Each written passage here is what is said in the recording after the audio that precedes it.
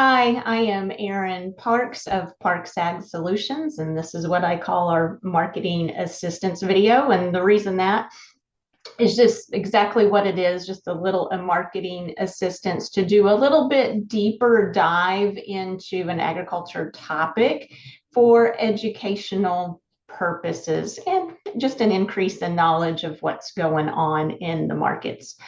This particular video is a recap of 2024. Do you do like I do? Do you keep like lots of notes of what the market is doing? I do, and it's easy to come like hyper focused on the right now and what's going on. I actually find it good to look back, especially as we're ending the near end of the year, to look back over the calendar year and see what was going on through, from the beginning, but then all the way to the end of the calendar year. So I am going to share some slides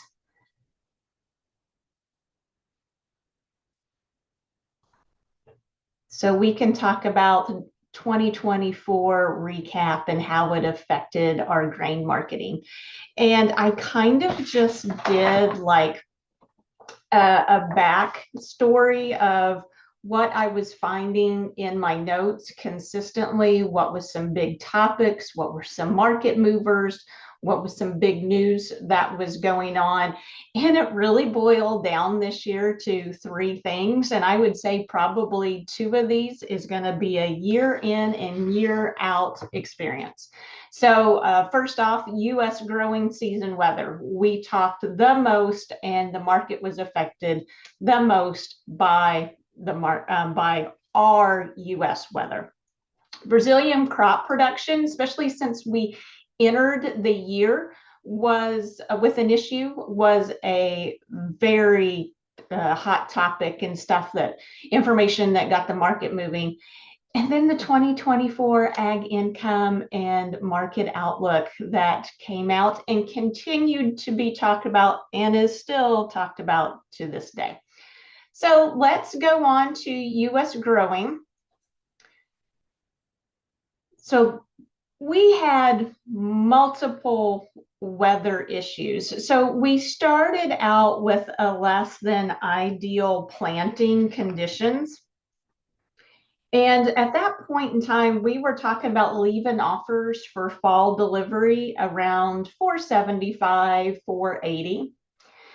We were delayed in corn planting. Each week that we had an update on corn planting, we were behind 5% pretty consistently until the end of May and then the beginning of June.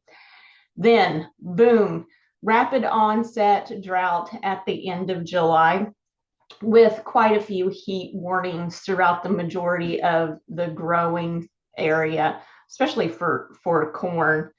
And then the Mississippi River level concerns because of the lack of rain, then that was actually solved by Hurricane Helene. And I'm sure there's more, but those were the ones that seemed that I have written down the most that affected the market. Next is Brazilian crop production. We started off the year with lower production numbers. And I was having in my notes anywhere from a 149 to a 153 million metric tons. Just to let you know, right now, CONAB came out with a number like last week at a 166, and I have seen as high printed at a 172.2. So just keep, we're not getting into 25, but please keep that in mind that we are talking about a substantial bigger crop than when we started out of 2024. Harvest began that third week of January. We had major flooding in May in Brazil. If you remember that horrible experience, unfortunately, I don't know how many people passed, but it was quite a few. This really affected, because, it wasn't during their growing season. And so, but what it really affected was like grain storage facilities, if that had on the farm, or in grain elevators. And 2025 planting began the first week of October, so just about a month and a half ago. And last, and I think this one is in particular to the 24 calendar year, talked about ag income and outlook. And then unfortunately, it wasn't positive, and to the higher side, everything was pretty negative. These reports started to come out back at the end of February, where we're talking about low ag income. There was the bearish outlook on ag products, and that was coming from both the USDA and from private estimators. The March planting report came out, and they had us at 92.8 million acres of corn and 85.9 million acres of soybeans. We did have a key reversal on May 15th of corn. And I would say keep in mind that that's when we were seeing the December contract just make low after low after low. I even did this marketing video in September that was called Grain Marketing in a Weak Ag Economy, just to let you know, like the fall prices I was talking about at that point in time was corn at 553 and beans at 943. So little reminder there for us of when we are looking at current prices.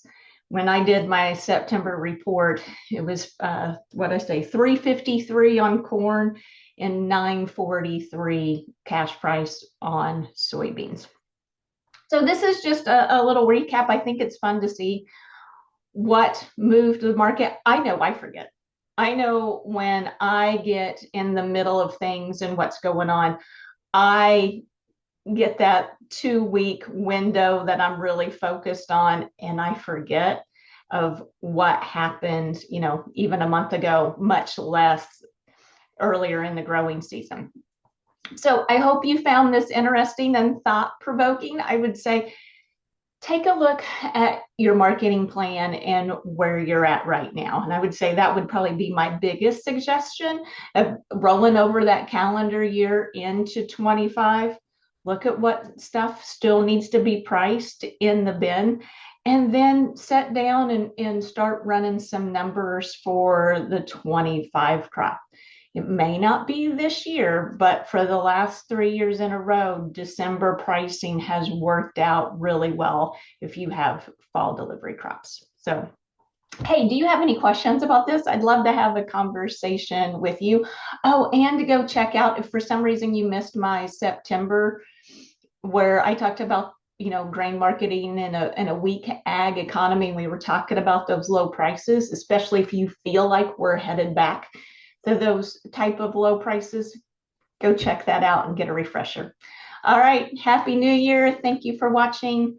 Much appreciated.